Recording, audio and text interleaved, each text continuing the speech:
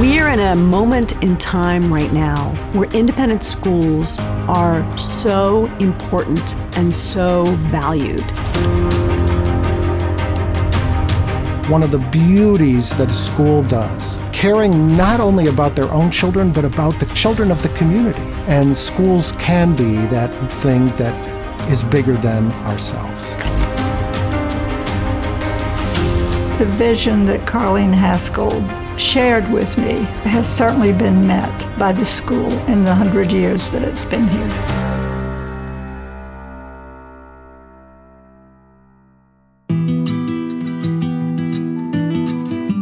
One of the things that I have most enjoyed is the opportunity to see our youngest Chargers, seeing these 3-year-olds grow throughout the year that they spend in Alpha.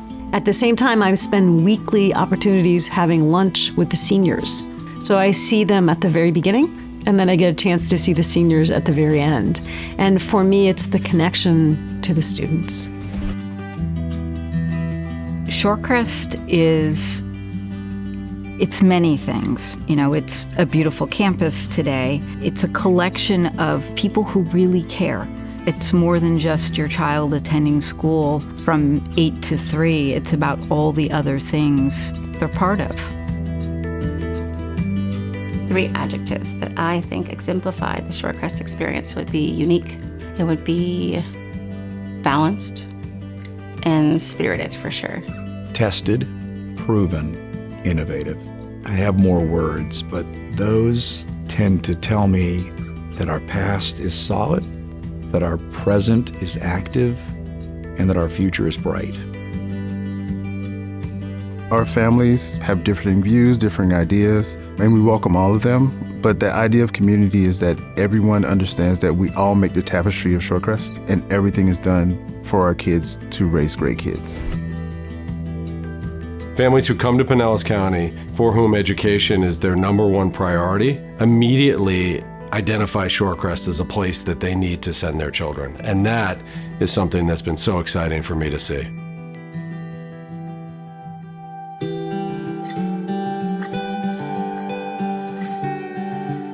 You have to try and transport yourself back to what this area was in the 1920s. Largely a sandlot with very few families. But somehow, some way, this small enclave of people got together to form this school. The Haskell family had a vision of having a New England-style prep school in St. Petersburg. Generations of dedicated teachers, administrators, parents who wanted that quality of education, and then really talented students latched themselves onto that vision, and we have Shorecrest. January 1977, I was a terrified 10-year-old, and Carleen Haskell gave me my first tour of the school.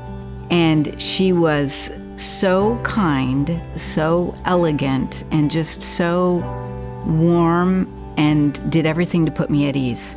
I was interviewed by Carleen Haskell, who was probably one of the most elegant and gracious women I've ever met. She was totally about her vision for this school that had been founded by her mother. Profound love of learning and children, love of children. She was amazing. Although I didn't know Bruce Haskell, his family, and their engagement with the development of Shorecrest, and the fact that we just lost him in this centennial year is particularly touching in that we are honoring our past, honoring those who have come before us and those who have done the hard work to get us to our current point, but also with an eye towards the future. And that is the most exciting part, and we could not have a better head of school to take us into the 2nd century of Shorecrest. It's the faculty, it's the staff, it's the first-in-class teachers, and at the end of the day, our children need great spaces to learn, to grow, to play, to thrive. But more important than that, they need great people in the classrooms facilitating their journey.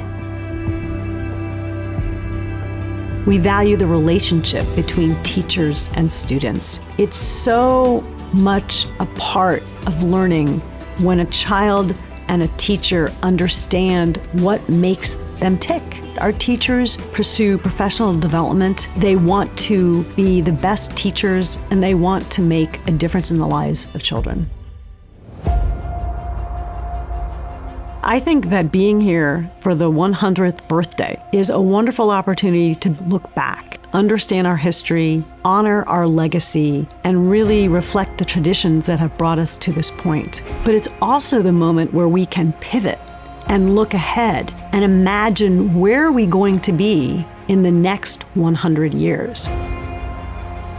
People ask me quite a bit, why are you still involved with this school? You graduated decades ago. And I smile and I tell them it's an honor and a debt that I will never fully repay. When I came here, as primitive as things were, other people had supplied those buildings. Other people had paid for the grounds that I was able to enjoy. And I'm just trying to pay it forward in that way for another generation.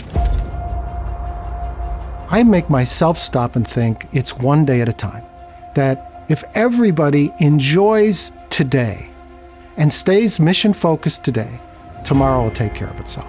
We are the beneficiaries of all the hard work that came before us. I mean, when you see the history of the school, nothing happens just by chance. So I think we have a responsibility to care for it and continue to nurture that forward. The community of Shorecrest requires engagement from everybody. This does not happen by an accident. It requires active participation. One of the beauties of Shorecrest is there are so many ways for a family to participate in their child's education. This is a place that welcomes parent engagement. It needs parent engagement, and the only way forward for us as a community is to have full participation in a way that's meaningful for each family. If I were to dream big, I would like to be the Shorecrest where someone comes with a great idea and I can say, yes, here are the financial resources. Let's do it. Thank you for bringing all of yourself to Shorecrest. This is so exciting to be at a school where I can say yes. That to me is the Shorecrest I'd like to be at.